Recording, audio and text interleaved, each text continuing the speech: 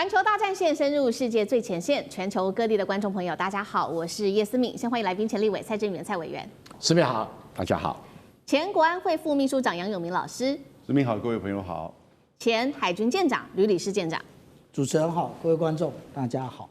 好，观众朋友，今天我们会节目持续的来关心中日的战机，这一回真的是擦枪走火了。现在说距离战争只剩下最后的一步了。日本跟歼辽宁舰现在被爆出是装无辜吗？解放军则是不忍了，开始有了大动作。今天我们会一起的来做解读。三个火线话题，今天会请来宾来帮我们特别做解读的。中日这一回的战机死亡凝视时间高达了31分钟，大陆火控雷达这一回锁定的日本。F-15这一次可以说是距离开战只差最后一根扳机了吗？第二件事情来关心的是，大陆的辽宁舰百次的起降，宫古海峡的空域也被逼到了极限。日本现在说了，中国大陆你在挑衅，日本则是回说，是日本你跟监滋扰，到底这一场这个事件谁在找战呢？最后面来关心到的是高市早苗挑明的台湾有事等于日本有事之后，说了这份言论遭到了言论跟军事上面的双重击杀。但是本来以为美国会驰援的川普至今却是沉默不挺日本。今天我们来关心的是，盟友是瞬间消失了吗？来自于美国的帮忙，日本会不会被迫独自要面对中国大陆？今天都会一次的就这些议题来做解读。我们来赶快关心刚刚特别提到的中日离开战真的只差最后的一小步了吗？最新消息赶快来看到是日本的防卫大臣小泉进次郎突然间在这一天是7号的凌晨召开了紧急记者会。小泉进次郎是这样说的，公布了一场在冲绳东南方的上空发生的这一场危机，罕见的主动公开，他说是在冲绳外海上空，而且是濒临战争的一个事件。赶快来回顾当时发生这件事情的整个状况，是在12月6号的16点32分到35分之间，辽宁舰起飞的这个歼15对执行紧急升空任务的日本 F-15进行了这个是火控雷达的照射，紧接着非常的紧张18点37分到19点08分这30分钟，又对另外一架的日本 F-15也遭到了火控雷达持续的来做锁定。大家在关心说火控雷达到底是什么？等一下我们也会请专家来做解读。简单的来说，就是战机已经瞄准准备开火的一个重要信号了。就像我们比喻这个电影《捍卫战士》里面这个警报狂响的那一刻，你就会知道你已经在对方的枪口下了。这一次我们看到中国大陆对日本长达31分钟持续锁定，被外界形容是这个叫做死亡凝视。另外一方面是辽宁舰的战机加直升机在6号到7号2天内起降了破100次，专家是这样形容的。中国大陆解放军只差最后一步就会爆发战争了，已经不忍了，真的是这样吗？节目一开始要请吕舰长来带我们看中日这一次的争议，距离开战真的只剩最后一步了吗？中国选在这个时间地点亮出了火控雷达，是这张底牌吗？舰长怎么看？究竟什么是火控雷达？它其实就是射控雷达。那它的英文叫做 Fire Control Radar， 所以你要翻译成射控是 OK 的，你要翻译成火控，其实更贴近美国原来就是英文的用法那其实我们在发射飞弹之前呢，都要先建立瞄准线。所谓的瞄准线就是 line of sight， 那其实也就是射控雷达的照明。照明之后就锁定，然后接下来发射飞弹才会建立另外一个，也就是射线的部分也就是line of fire 的部分。那这两个部分呢，也就是刚刚讲的，为什么大家会认为开启射控雷达是死亡凝视，也就是我已经在完成瞄准的动作了。那现在大家在讨论这件事情不过我们要先想到一件事情，其实一般来讲。无论是海军或空军都不会任意的开启射控雷达，为什么？因为其实现在所有的无论是载空机或者是水面的舰艇，它都有非常多的这一个有关于无线电的接收装置，你只要一发射一锁定的时候，其实你的电磁参数也就暴露了。那如果说我们看到这一次的这个位置啊，如果按照这个小泉他宣布的这个，也就是防卫大臣他在开记者会的时间的话，应该是在这个转向往东北的方向。为什么？因为其实我们看到它这个辽宁舰，它穿越宫古海峡往东南，这个都是经常发生的事情。但是唯一不同的，也就是它这一次，它在这个冲大东岛这一个以西的位置，它就已经北转，向东北转。那向东北转的话，其实更接近冲绳。这个是对于日本来讲，他觉得他有一定的一个威胁，所以他就立刻起飞战机来。那也就是我们刚刚讲到说，有关于这一个射控雷达的部分啊，它一共我们讲到，刚刚主持人也直接告诉我们了。开启了时间，那但是呢，我们这样讲，其实2013年1月的时候，其实这件事情也就发生过，不过那个时候是舰艇发射的，那这一次呢是战机发射的。那战机为什么发射那个这一个射控雷达的讯号？其实我们来看一看哦，美国或者是日本在遇到解放军的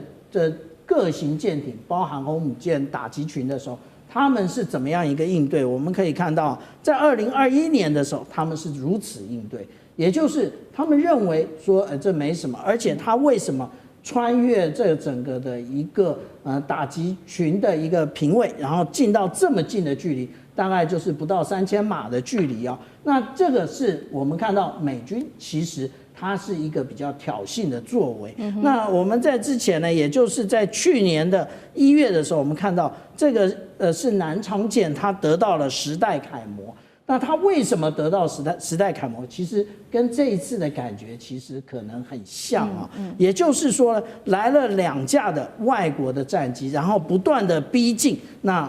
也就是他们开启了舰上的系统。那这是我们讲到说上一次10代楷模的事情。那这一次呢？对不起，是航空母舰打击群。那当然，航空母舰打击群它不是当场起飞，它是原来就有载空机的，也就是我们讲到的 CAP， 也就是雷达的这一种巡弋的在空巡弋机。那我就直接的派这个1批2架次直接去拦截，而且我们其实要特别注意一点，它其实在视距外就已经被锁定了。意思是什么？中国大陆其实是非常的，对于这件事情，他已经非常的有他的警觉心，而且他绝对不让，类似我们刚刚看的那个伯克级驱逐舰，他的舰长翘个腿，然后在那边，然后做这个如此的事情啊。那这也就是我们讲到说，这一次的事件，其实代表它真正的含义，也就是，中国大陆的这个编队。它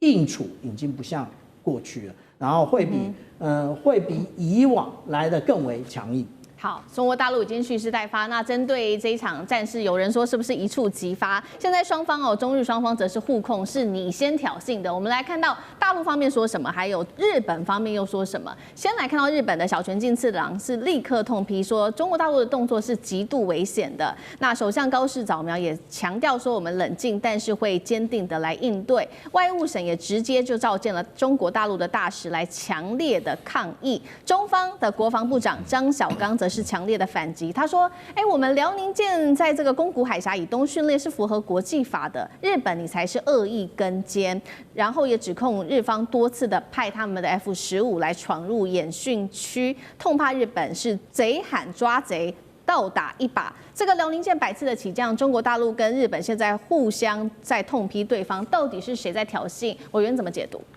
不能那么单纯的从挑衅或者反挑衅的角度来看。双方面在这个区域在干什么？为什么解放军的舰队要在这个位置进行演练？那个是最标准的宫古海峡封锁战跟宫古海峡反封锁战。这个宫古海峡，如果先从日本要封锁宫古海峡这种意图，以及它的部署，那中国大陆如何去突破这个宫古海峡的封锁战？我们来看一下哈，宫古海峡怎么被日本封锁？宫古海峡的位置大概就是在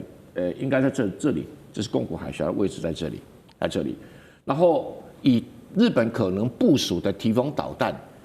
假设在没有导弹基地的4国部署提防导弹，它的攻击范围，这最内圈的是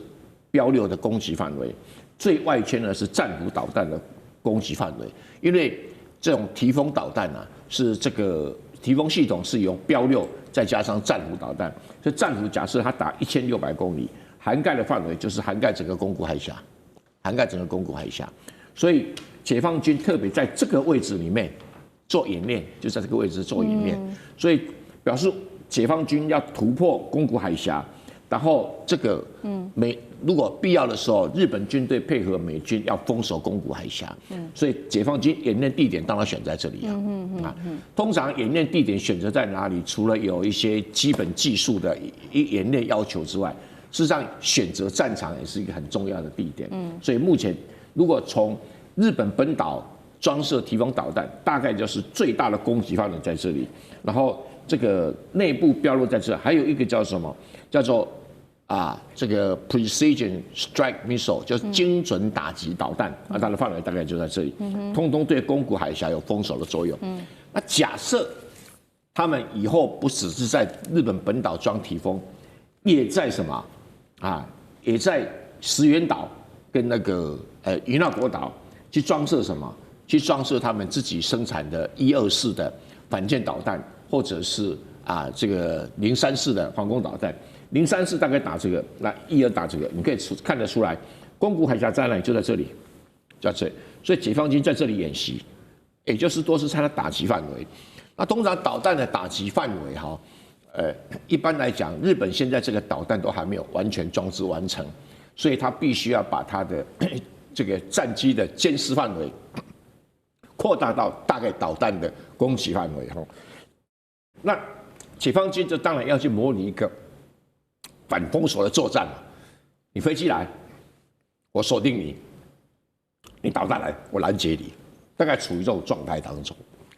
但是如果说中日紧张，我们可以说其实也早就已经不是第一次了。我们先来看到辽宁号它在冲绳的外海训练，刚刚提到了，其实我们从过去历史上面也可以看到一些的迹象。在今年6月的时候，其实大陆甚至派出了它的辽宁舰跟这个山东舰双航母在同一片海进行这个大规模的演练。那日本自卫队也是一路跟监，但当时呢，虽然有这样子的事件，但是双方的关系毕竟没有这么紧绷，所以还算克制，这事件就这样子过了。那这一次就是因为这个首相高市早苗他拒绝收回台湾有事，等于日本有事，所以爆发了这样子的一个重大争议。现在让日本最心寒的是，原本呢，川普看起来他已经表态说会出面挺日本，但是在这件事情发生之后，只有国务院的社群贴文一句话而已，而且没有任何的联合声明，甚至是没有强硬的表态。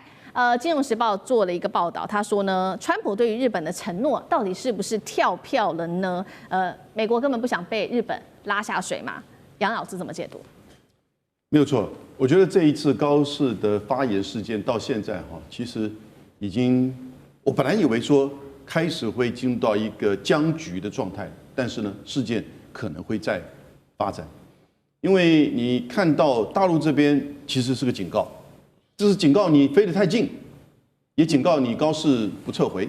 同时也警告美国的国家安全战略报告当中要求日本扮演第一岛链的所谓这个安全角色。那日本呢？我觉得在扩大，在操作这个议题。2点钟开记者会，我还没有记得我们台湾哪个政治人物2点钟开记者会，打起仗来了没有？有没有任何的损伤？没有啊。防卫大臣2点钟开记者会，那第二天高市也在加码抗议，还找中国驻日本大使来表达抗议。那其实整个过程我看到日本的这个内容他都没有讲两机的距离多远，而你距离人家整个演习的这个船舰，它船舰3只都显现出来，距离多远，它都没有写出来。而且我们都知道，自从高市发言之后，在这个区域其实大陆有相当多的就是这个船舰、水面舰，而且经常的在做演习。2天在辽宁舰可能都将近100次的这种起降。那日本当然你会警戒，我这个可以理解，但是你过于靠近，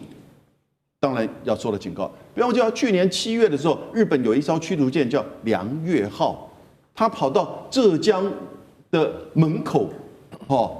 在那边监视了中国大陆的演习，结果呢，跑进去领海里面20分钟，大陆这边抗议啊，日本不理，所以到8月24号的时候，大陆一艘运9的这个侦测机，侦察机就在日本九州外面的男女群岛这边旋外海上，然后进入到领空15分钟，日本就把它做，你看中国军机侵略日本领土，那1个礼拜之后呢，日本自卫队悄悄的把那个梁越号的舰长给换掉，所以这一次我觉得日本这边的操作的情况非常明显，而美国呢从头到尾没有讲话，因为就在昨天，加州有一个雷根图书馆开一个雷根战略会议，同时美国的国防部长还有美国的参谋联席会议的主席都到了，参谋联席会议的主席都还被记者问到，你对这次的中日紧张的看法，他完全没有提到中日紧张，也没有提到日本，他只说中国的军力的发展，然后走向一个全球的布局，好像还蛮正面的。美国现在的态度，基本上我认为2句话，美霸退出西太平洋，这个美霸不是爸爸的霸是霸权的霸，美国没有退出西太平洋，他在那边有经济利益，但美国霸权退出西太平洋，美军转为战略守势，你有没有看到最近这几年，任何在驻韩或驻日美军跟中国大陆解放军有任何擦撞，或者是警告，或者真的之类，除了在台湾海峡之外，对，都是日本。所以日本的角色现在变得好积极。小泉进次郎，当然我个人觉得他也是为他想做下一任首相做准备，因为他知道现在日本整个向右转、保守化、反中的氛围，所以这种民粹操作在晚上2点钟开记者会，我就觉得。真的是可以到达这种地步，但我必须要讲中国大陆的那个海军的发言人到第2天的12点45才一个公告出来。其实国际媒体跟所有的华文媒体都已经照日本的讲法写出来了。到了当天的下午，到现在我们才了解，其实真的不安全、不专业是谁？是不是日本你太过于频次过高的接近，而且你4点钟来一次，被照了一下之后。你6点钟再来一次，好像照得不够爽，因为那个所谓的这个火控雷达的照射，就刚才小院长讲得很清楚，因为它那个就是高频率的那个很容易过热，所以当它一照射跟就是导弹要发射的这个根本是等于是这个一致的，那个窗口时间很短。可是即使如此呢，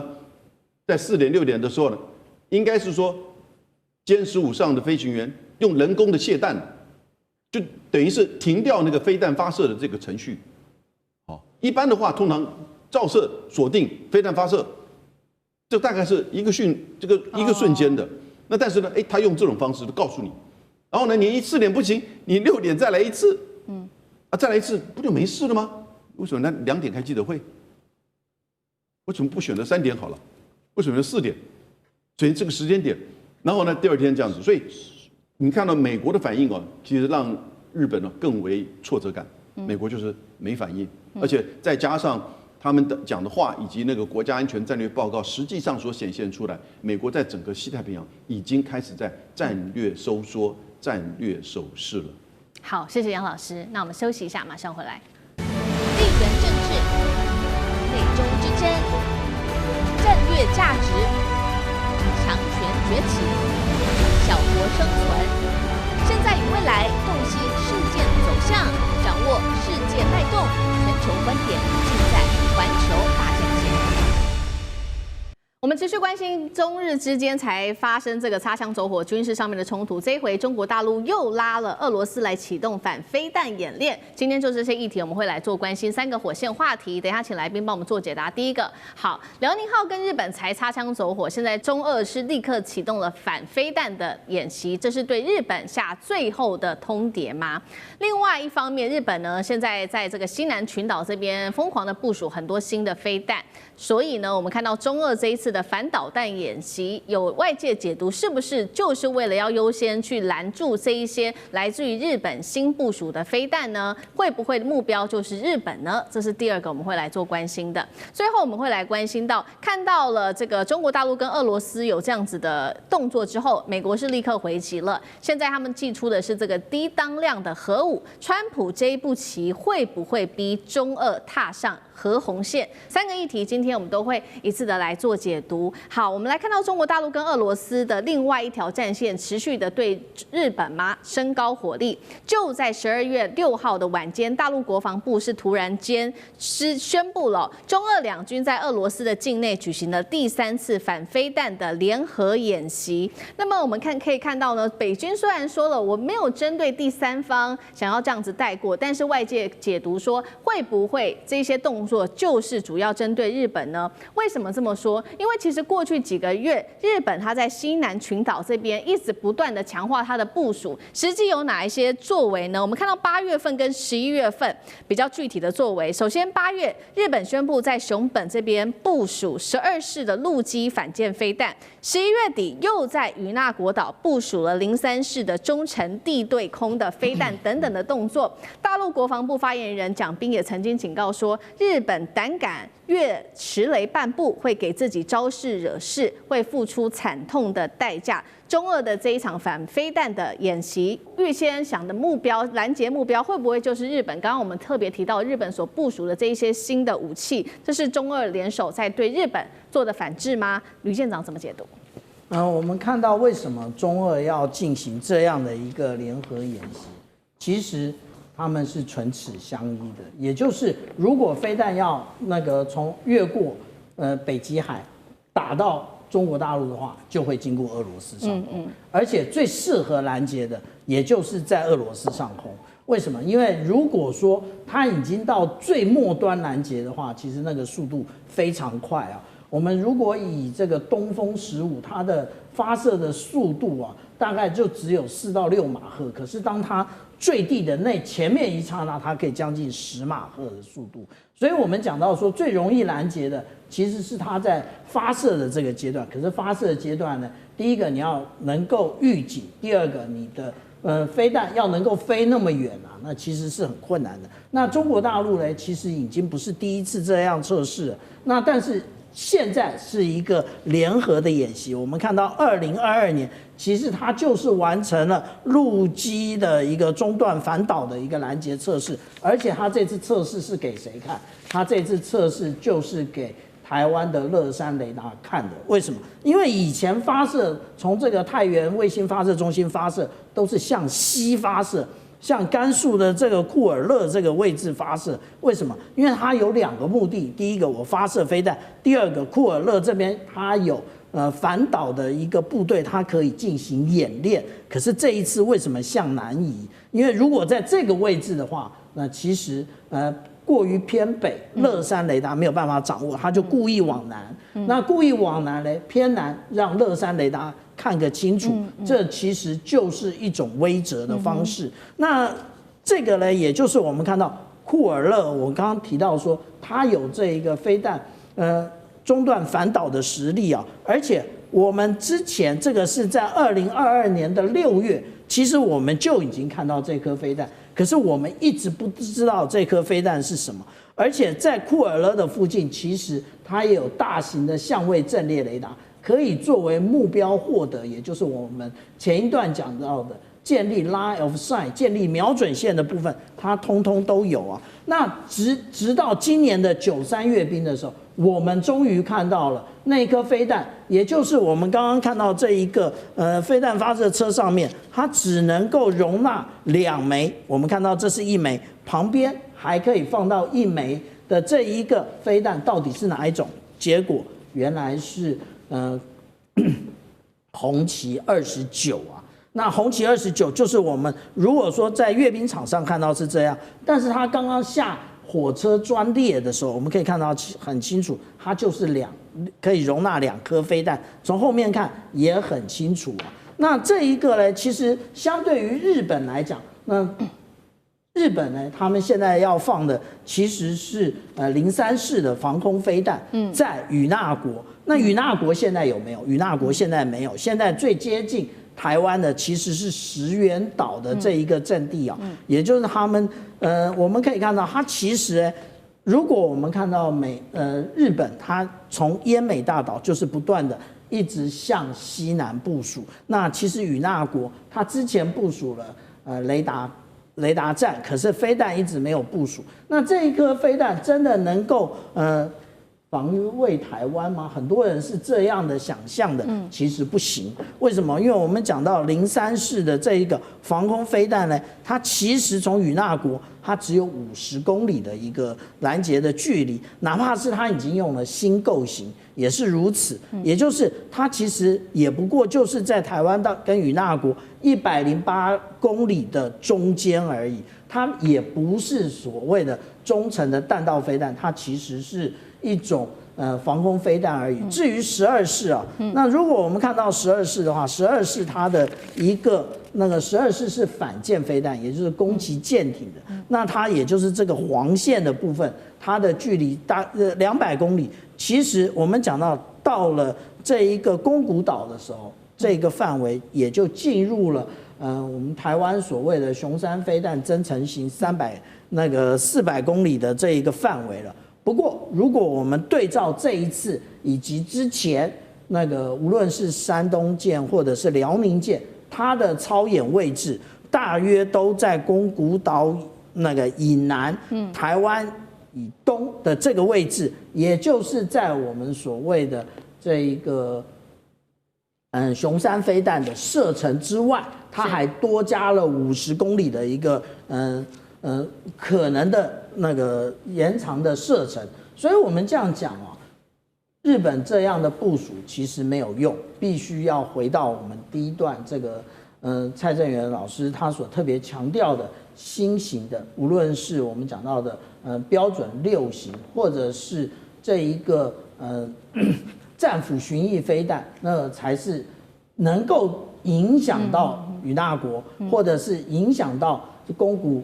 古岛的宫古海峡的这个部分。但是美国在这里面的态度就变得很重要。是好，我们看到，所以日本不断的强化在西南群岛这边的飞弹的部署，所以呢，中俄看在眼里，也这一次祭出了这一场这个反飞弹的演习，除了是给日本有一些威慑力之外，也是警告台湾哦。那针对于这一场演习，其实路透又在背后做了更深一层的分析，他特别讲到说，其实中俄的这场演习它不是普通的军演而已，因为它其实这当中涉及到非常高的机密，像是这些高度敏感的雷达侦测，还有这些数据链的共享跟拦截程序，都是属于战略级的军事合作。那中俄这一次其实已经是时隔8年再次的启动这个反导联手，背后这个路透也解读了2大目的，就中俄的2大目的，第一个就是跟美国做一些展示，说中俄我们是可以对抗美国的飞弹的。好，第2点就是要来反制川普的金琼，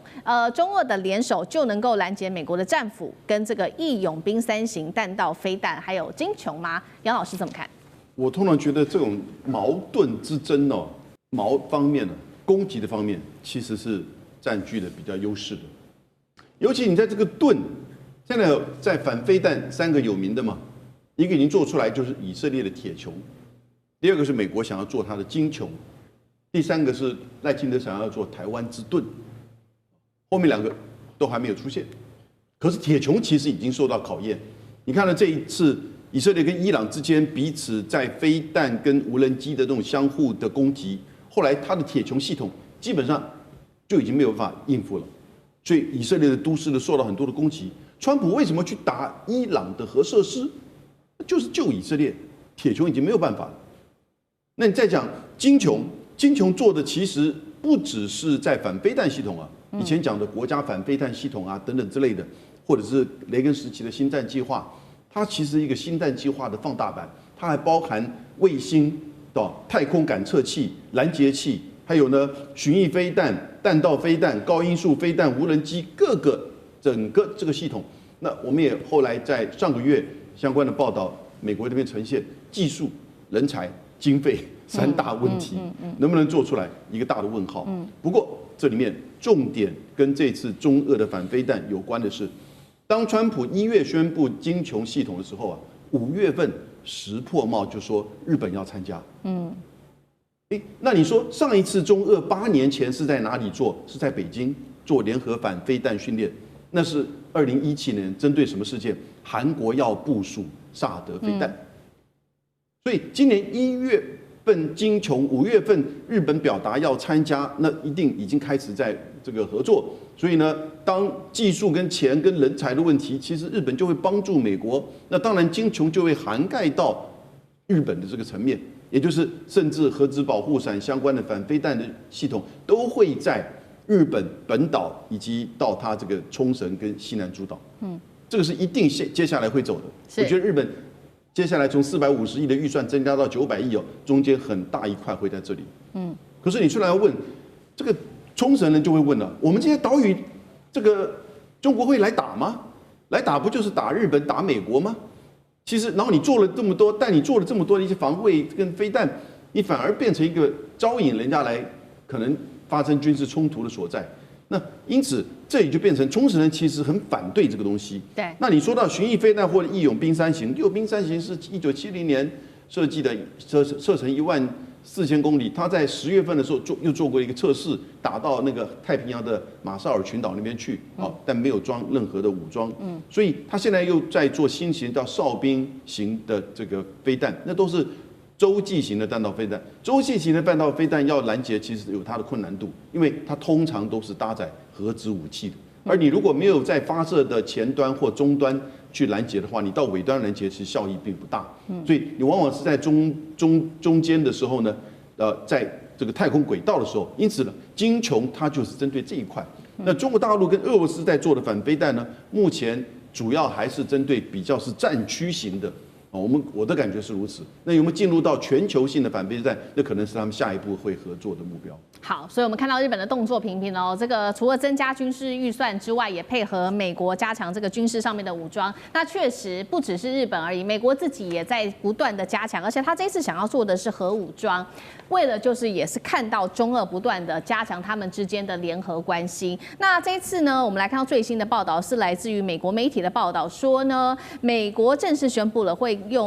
跟当地的通用电力一起签署，这个是独家的合约哦。研发的是核武装的海射巡弋飞弹，而且是低当量的，比较有精准、有限度的来压制敌方，就会对中俄带来多大的战略威胁呢？为什么是低当量？委员又怎么看？所谓低当量就是1万吨 TNT 以下。那什么叫1万吨 TNT 以下呢？就是当时在广岛跟长崎啊，那2颗核子弹啊，都在2万吨以上的 TNT。所以我们现在通常讲低当量是讲1万吨以下的。那甚至可以小的更小。这个是可以调节的啊。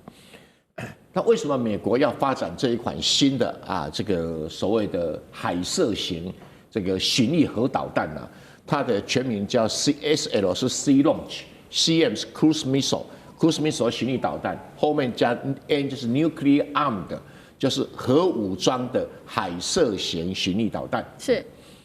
这个巡弋导弹，它装在什么东西啊？它理论上是要装在水面船舰跟潜水艇，但是水面船舰它能装的只有伯克级，目前计划已经取消了，全部要装在潜水艇上面。那我们把美国的潜水艇简单介绍一下，它分成这个所谓攻击型潜水艇跟这个战略型潜水艇。攻击型潜水艇过去是不装核弹的，它全部都是核动力，但是不装核弹。然后战略型是装核弹，那战略型装的是3x级核弹，那个是个长程这个核弹。那长程核弹除了你要打人家的大城市，意义不大。所以他们为了补足，现在想要发展这一款 SLCM Sea Launch 的 Cruise Missile，做什么用呢？要装在 Virginia 跟洛杉矶级。为什么？因为现在这种没有装弹道导弹的这种攻击潜水艇，主要3种，一个是维吉尼亚级，一个是洛杉矶级，一个是海狼级。那维吉尼亚级最多大概是有24艘，那洛杉矶级大概是23艘，但是洛杉矶级比较老旧，还在淘汰当中。然后海狼级啊有3艘，但是它的成本太高，所以目前大概没有计划装在上面啊。当然了，我们刚才讲 Ohio 级都是战略型的这个核动力潜水艇，这种战略型核动力潜水艇啊，它原则上有18艘，可是有4艘拿去作为特种作战跟防口作战用，所以它也没有办法装这一款。但是 Ohio 级的这种弹道导弹的这种核弹装置也没有办法装这个，所以原则上它是装在维吉尼亚。如果24艘都装这种导弹的话，对什么地方非常有用？台海战争。它目的就是台海战争，也就是他刚发表的国家安全这个策略报告里面讲，要增加对中国的核威慑。那这种核威慑让中国在战略上产生一个选择上的困难。如果这个你找不到它的核潜艇，当然核潜艇呢，不管从哪一个角度，从日本方向、菲律宾方向、这个关岛方向，任何一个方向发射这种核弹啊，这种所谓海射型核弹，你预先没办法侦察到，那没办法侦察到，它可以攻击在台湾海峡的任何解放军的船团啊。那攻击解放军的船团呢，你不晓得他什么时候攻击，所以解放军的考虑就是说，第一个，我如何避免攻击？我有没有办法做到找到你所有的这个潜水艇？不太一定，那你就会冒一个被攻击的危险。第二个，你如果被攻击的时候，你如果反击，他在海下，你根本没办法反击。然后你没办法反击的时候，你唯一的选择就是要攻击他在冲绳跟日本或者菲律宾的基地。那攻击他在基地的时候，美军接下来就攻击你的沿岸，从上海、宁波、厦门、汕头，甚至于到海南岛，他这个攻击你的海军基地。那这样的话，核战争就爆发了。因为你接下来大陆也选择要攻击上关岛，甚至于攻击到夏威夷，好，那这个核导弹就爆发。因为你大陆本土如果被核导弹攻击，即使低当量的，一定也要攻击洛杉矶跟旧金山嘛。这是一种核相互平衡的一个威胁哦。所以他的目的是用这个方式来阻却解放军进攻台湾岛。那同时呢，用这个方式展开对日本的核保护伞。这核保护伞是用来安慰日本跟韩国，你不要自己发展核子武器，因为日本如果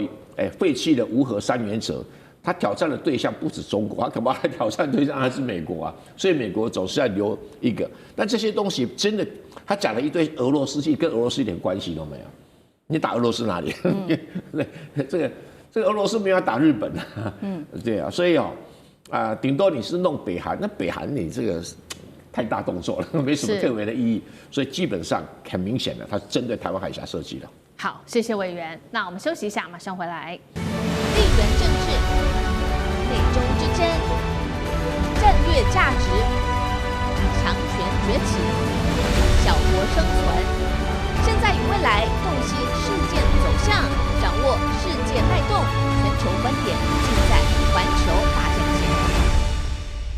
接下来我们要来特别关注在俄乌战场上全面爆发的这场无人机大战。这里指的无人机大战跟大家过去想象的不同，其实是无人机对上无人机的捉对厮杀。那么也是今年才开始出现的一个全新的战术。我们来看到这个是来自于乌克兰的防空指挥官特别做的回应哦，针对他们的第3独立突袭旅，他说呢，其实在15个月前的时候，当时都还没有人相信呢这个无人机可以用来拦截无人机，但是现代化的战场真的发展的非常的快速，所以呢，其实已经看到了很大的一个变化，也就是9月份这个突袭旅呢，一共是拦截了886架俄罗斯的无人机，而且拦截率1年前只有50%，现在快速的上升到拦截率高达50%了。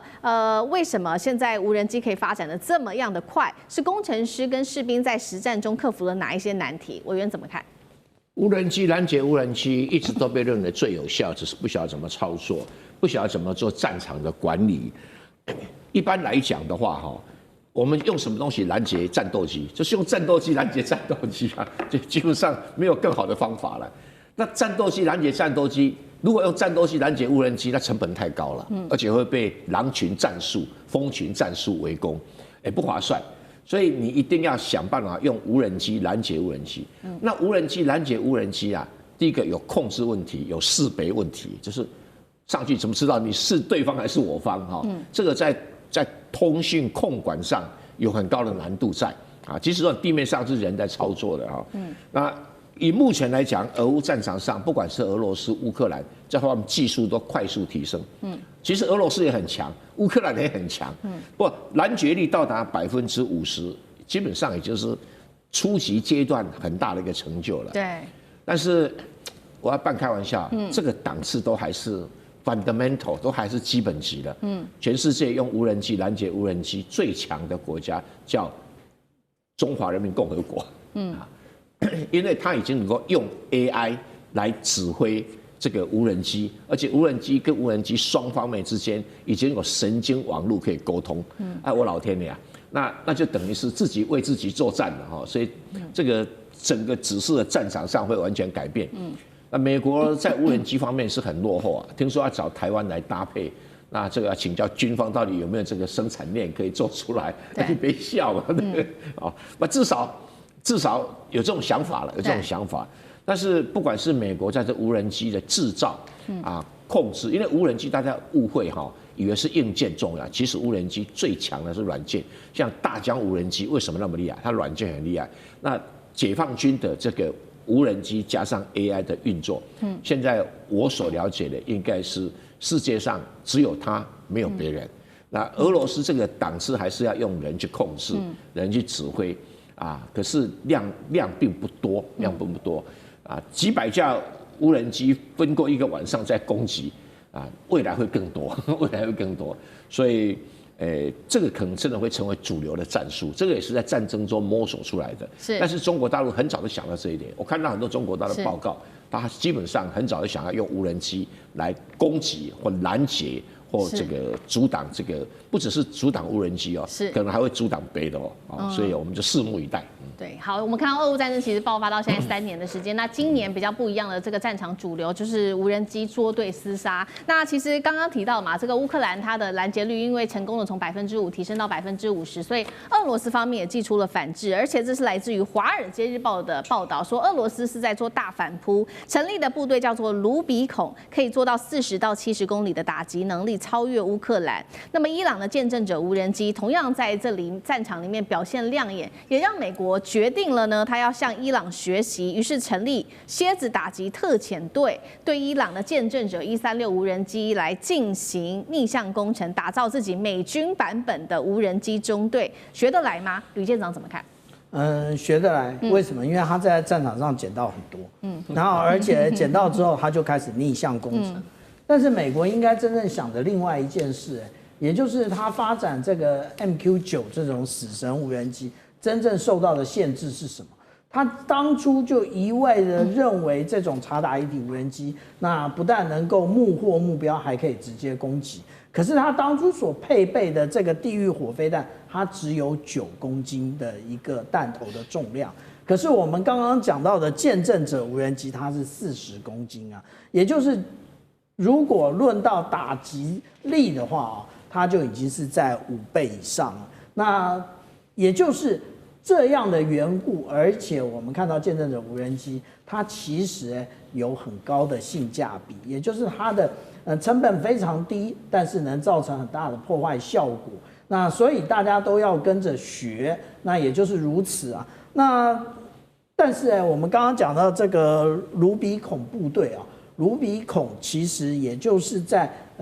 有关于研究西方战史的概念的话，其实是西元前49年，凯撒率领的军队越过卢比孔河。那它这样的一个意涵是什么？也就是你做出无法回头的重大决定。也就是当我发射了无人机之后，无人机没有让它回来的。也就是自杀式无人机。以前我们认为的自杀式无人机，大概也就是第一视角无人机，它的拦截的它的攻击距离大概就是10公里。可是我们现在看到的见证者无人机，它是40到70公里，也就是它的攻击的距离非常的远，甚至其实还有200公里的这个形式啊。所以我们讲到美国为什么要跟着学，因为美国已经发现，它光用这个 MQ9无人机呢，其实有它一定的限制在，而且我们之前不是也在日本看到了吗？也就是对不起，韩国看到了吗？它导控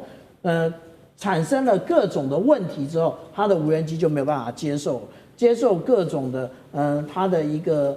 导引。那问题来了，如果是换成这一种，我们讲到说这个见证者无人机，它不需要啊，因为它是越过卢比孔河，它不需要回来，我就是要你直接攻击。当你要直接攻击的时候，你攻击到哪一个点都是成功。那至于说刚刚蔡正元老师有讲到一件事情啊，也就是台湾是不是有生产无人机的一个生产链呢？我们大家回想一下，这个赖清德总统他在2024年还没就任之前，他就去参观过，结果看到上面的旋翼写的是 Made in China， 就代表台湾对于这一个部分目前没有到达，只是炒股票而已。是好，我们刚刚看到的是在美乌战场的第一线的状况。那外交呢？现在到底谈到哪里？美国到底有没有意要帮忙？现在竟然是出现了一个分歧，因为有一个最新消息是在最新这几天而已，12月6号，泽伦斯基跟白宫的特使，他是威科夫跟川普的女婿，库许纳进行了通话。那通话完之后，美国媒体就说做出了报道，确实他就说呢，美乌之间已经谈成了安全保障协议，而且近乎达成了。但是现在有一个小的问题，就是说俄罗斯其实还是坚持要乌克兰全面撤出顿巴斯，所以美国要想办法来缩小彼此之间的分歧。这就是好像看起来已经这个俄乌双方已经可以达成一些共识了，结果没有想到又有来自于卫报的爆料，说川普的长子小唐纳呢转述川普的话，也许美国呢是不是要放弃调停了？因为乌克兰太贪腐了，只剩下农民阶级在打仗。怎么解读，杨老师？我看到最新的报道，其实美国和俄罗斯，也就是库什纳川普女婿还有驻俄的特使，是谈的有一点进展，但是呢，跟乌克兰这边那乌克兰的美国驻乌克兰特使叫凯洛格，他说只剩2个问题，第一个就是顿巴斯的土地，也就是乌克兰到底要让多少？原来的28点是要让一个卢森堡，要把整个顿巴斯让出来，那现在这个到底要让多少，变成一个很大的问题。那第二个就是那个扎波罗热核电厂的未来如何使用、如何分配电，是因为这个牵扯到未来的就是重建的问题。那如果只是这样的话呢，关键我觉得其实还是在那个土地的问题，这个很难处理。那川普呢，在前天晚上呢，他领了一个奖，他就说他对于泽伦斯基不去好好看看我们跟俄罗斯所达成的和平协议的内容，他感觉到很挫折，所以其实他一直对泽伦斯基、对乌克兰这边还是有大的这种批判。对，那小唐纳川普他在中东讲的这番话，他参加一个论坛，非常有趣。他怎么说？他说乌克兰其实有钱人都跑光了。他说他在摩纳哥那都是全世界最有钱的人，就看到很多的超跑，因为都是乌克兰的车牌。他说这怎么回事？原来其实乌克兰有些人都跑了，剩下都是很穷的农民阶层。我们其实要他们来负担这些东西，他们根本无法去真正的做到赔偿，然后呢重建。他讲的赔偿是给美国了，也就是把美国当初给他们的军事跟经济的援助要还一部分，然后重建的部分，然后怎么样的去使用。那但是他也强烈的批判欧盟的外交的这个代表，那个就是之前爱沙尼尔的那个总理，那个女性叫卡拉斯，她其实一直站在就是比较东欧的角度，强烈的批判俄罗斯，而且要求在持续的在对俄罗斯进行石油禁运。可是石油禁运的情况之下，你事实上是让石油价格偏高。那攀高的情况之下，有油的一方，俄罗斯一方反而是赚更多，能够去支撑它的战争。所以他说这个情况这种很大的挫折感，使得美国在继续去调停，感觉到乌克兰这边的持续的抗拒，乌克兰的贪污的程度、贪腐的程度远胜于俄罗斯。他这么直接的讲，所以呢，不知道是不是真是假，不过蛮符合我们过去一段时间对乌克兰的理解。那他甚至批评泽连斯基，你现在选一定选不上了，然后等等之类的，那就看起来是不是真的能够去推？不确定，还是说他其实也是对乌克兰、对欧盟在施加压力，因为它某种程度代表非官方，可是是川普他爸爸川普的心声，因此呢，也是一种施压的行为吧。好，谢谢杨老师。那我们休息一下，马上回来。地缘政治、美中之争、战略价值、强权崛起、小国生存。现在与未来洞悉事件走向，掌握世界脉动，全球观点尽在环球大战线。好，现在全球的多国战云密布，尤其今天我们也会来关心到欧洲地区，2027战云正在逼近吗？好，来看到的是川普他限时欧洲国家你要接手北约。让这个欧洲国家的军费也爆冲，还有征兵制现在回归了，欧洲全面武装吗？不可避免的战争进入倒数吗？今天就这些议题，我们会一次的来做关心。赶快来看到，这是川普寄出的震撼弹，他说限期，你欧洲啊，2027年前你赶快全面接手北约大部分的传统防卫能力，这当中包含了情报、兵力部署跟飞弹的防御，告诉欧洲说你自立自强吧。美国呢不可以一直罩着你。那欧盟内部就出现了各种的声音哦，尤其外交圈抱怨说，川普的这个表态并不现实，而这个川普的表态也被视为是2战之后美国首次对于北约的合作进行了一个很根本性的大幅调整。哪一个国家首先开始动起来军事复活了吗？就是德国，他开始打头阵。德国的驻台代表他说，军费会拉到 GDP 的5%，5年德国的军事的预算也会翻倍。加码的同时，还有德国总理梅尔茨说了，2031年前德国打造欧洲最强的常规军，甚至要重新引入志愿役的制度。换句话说，从明年开始，德国18岁的青年都会收到体能跟意愿的调查，男性会被强制征兵，那么女性则是采自愿的制度。如果人数不足的话，就会重启这个强制的征兵制。这话一出来，德国的 Z 世代立刻他们一群的这个年轻人走上街头抗议了，他们就是拿着标语来做示威，说包括他们自己的家长也在示威，说你不能拿走我的儿子，和平才是力量。这些发动战争的人为何不自己去上战场，要我们来上战场呢？17岁的抗议的这个示威的这位女子莎拉，她也说，我不愿意为任何国家而牺牲生命。所以节目一开始要特别来关注川普这一次限期欧盟的这个北约防卫到底怎么回事？为什么把日期压在2027年？难道战争一触即发吗？欧洲准备好了吗？委员怎么看？2028年，川普要面对共和党的大选，所以一定要2027年拿到很多的欧洲的军事的订单。那2027年之前，欧洲要完备它的军火生产链不可能，所以只能跟美国买。所以跟美国买，要求你增加军备，你要给我买武器，你现在今年明年就要给我下单啦，这个我才帮他铺成生产线。那我的军火工业，哎呀，蒸蒸日上。我到2027年截止之前，我不知道收到多少钱啊？比如说5% 的 GDP， 不少哎。就这个德国来讲，一年大概有将近4兆美金。那5%，这个就是，这个好几百亿啦啊，可以收得到了。一年好几百亿，你看连续收到2027啊，这个是他的算盘。那另外一方面呢，这个川普要去安抚这个俄罗斯，他说保证，尤其他的国防安全策略报告里面，不让北约再东扩啊。你看双手动作呀，我的武器你不用把它打扁啊，我只是要卖武器而已啊。那其他你欧洲自己负担。那这个梅尔兹啊，他本人就是比较属于纳粹思想者，因为他爸爸是纳粹，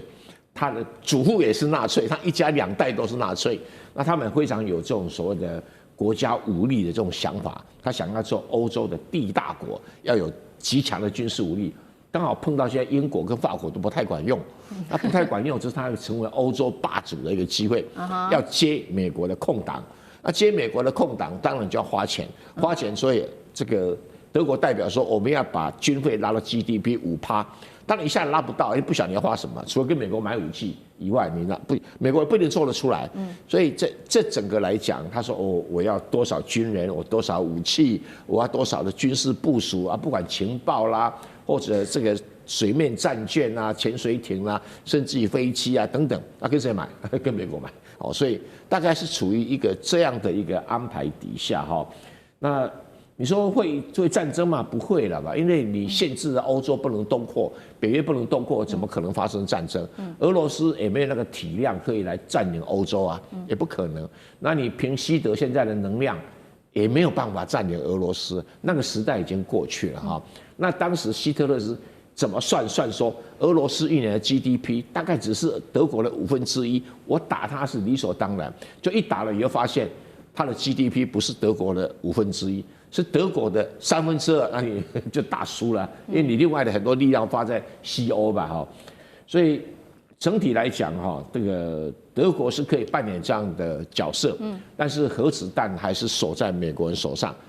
他还不准欧洲去发展核子武器。那英国、法国那种联合国常任理事国的，他那个核武器都已经很落伍了。上一次在训练平台，法国还很丢脸了。发射不出去，所以你可以知道这个算盘，我们要回归到 America First， 我美国要赚钱。好，川普为了2028选举考量要卖武器给欧洲国家，所以要欧洲现在自立自强。刚刚特别提到了嘛，这个德国率先起了一个头那刚刚委员也提到了这2个不怎么管用的英国跟法国，等一下他有什么战略，我们也一起来看。先看到德国，就这个军人现役18万人，他说2031年要增加到24万人，并且呢装备全面升级不管是从坦克战机啊，到它的舰艇等等，要成为欧洲最大的军力中心。法国要重新定义它的印太战略通过了7年建军法案，直接点名要在南海、台海这边自由航行，明确把印太列为国家军事利益的核心。英国则是呢，在它的这个高科技武力上面要做转型，国防开支拉到 GDP 的2.4%。虽然它的陆军只有14万人，但是现在看起了海空军现代化的速度，还有2艘航母，仍然是具有相当程度的战略价值的。其他国家来看到波兰，它现在是目前冲最快的一个陆军的一个巨兽，国防预算现在也是最多，全欧洲最高，高达4.12%，占 GDP 的占比，兵力也会一口气扩张到50万。那么采购的这些武器系统也已经列出来了，目标成为东欧最强陆军。整体来看到欧洲总共是投入了10亿欧元，换算新台币300多亿，要做跨国的海空军研发。但是欧洲确实虽然说目标明确，但是要追上这个军力排名，其实还是远远不及的。尤其来看到最新报告，2025全球火力排名1到5名，其中3名美国、俄罗斯、中国占前面，英国只排到第6，法国更是只有第9，德国第11名。欧洲现在也在备战吗？舰长怎么看？欧洲的确在备战啊。那如果我们看到现在这个状况的话，第一个我们看到的是波兰。那波兰它当然就是唇亡齿寒啊，而且它眼见着这个乌克兰是如何的被这些列强给抛弃的，所以他想要积极的建军。但是如果我们从上一节讨论无人机的部分，我们看他买的，无论是海马斯或者是主战车的部分，其实他还活在上一个世纪啊。那至于说我们讲到说这个瑞典啊，它现在建立了2000公里的这一个